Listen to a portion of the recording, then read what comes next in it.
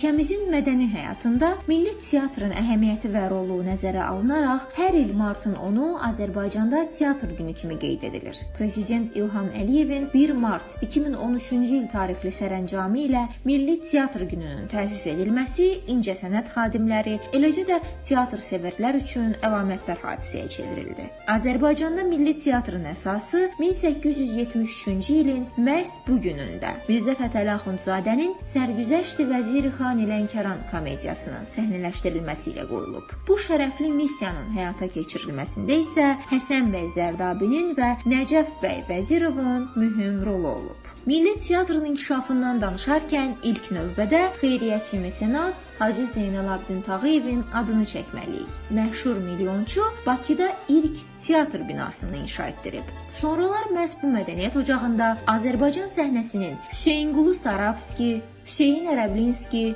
Abbas Mirzə Şərifzadə, Mirzağa Əliyev, Məhəmməd Rıza Şeyxzamanov, Lütfəli Abdullayev, Nəsibə xanım Zeynalova kimi yüzlərlə siması yetişib.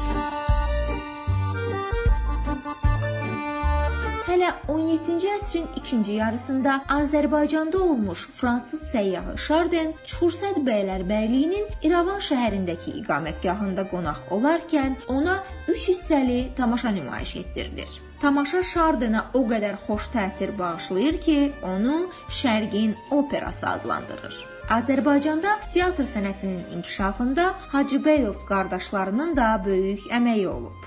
Azərbaycan Xalq Cümhuriyyətinin yaranması ilə milli teatrın fəaliyyətində canlanma yaranır. O dövrdə Azərbaycan Dövlət Teatrının təşkil edilməsi professional teatrın dövlət teatrı statusu alması demək idi. Azərbaycan Dövlət Teatrının pərdələri ilk dəfə 1918-ci il noyabrın 4-də Nadir Şah faciəsinin tamaşası ilə açılıb. Sovet hakimiyyəti illərində də ölkəmizdə teatr sənəti inkişafını davam etdirib. Azərbaycan müstəqilliyini bərpa etdikdən sonra isə milli mənəvi sərvətə çevrilən teatrımızın zəngin bədii irsinin və yaradıcılıq ənənələrinin qorunması istiqamətində mühüm addımlar atılıb. Teatr binalarında təmir, bərpa və yenidən qurma işləri aparılıb. Uzun illərdən bəri bina problemi yaşayan İrəvan Dövlət Azərbaycan Dram Teatrının məsələsi öz həllini tapıb.